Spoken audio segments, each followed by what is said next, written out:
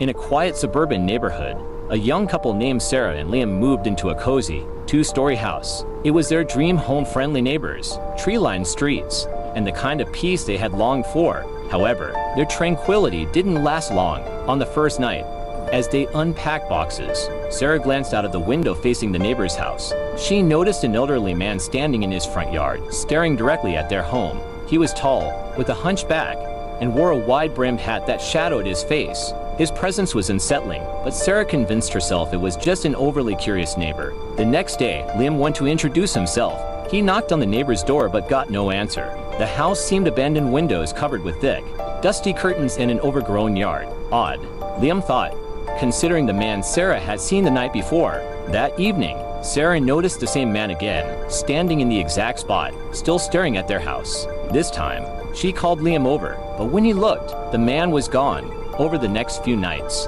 the couple heard strange noises, footsteps on their porch, faint whispers outside their bedroom window, and once, the distinct creak of their front gate opening. But every time Liam went to check, no one was there. Things escalated when Sarah began finding footprints in the dew-covered grass of their backyard each morning. They always led to their bedroom window, then disappeared back into the neighbor's yard. One sleepless night, Liam decided to confront the neighbor once and for all. Armed with a flashlight, he crossed the overgrown lawn and peered through a cracked window. Inside, the house was empty, furniture covered in sheets, cobwebs dripping the corners. It looked like no one had lived there for years. But just as he turned to leave, he saw something in the reflection of the window, two pale eyes staring at him from the shadows inside the house. He stumbled back, dropping the flashlight, and ran back home. Sarah met him at the door, her face pale. "Liam," she whispered, pointing at the living room window. The man was standing in their yard, closer than ever, his face now visible under the hatagon,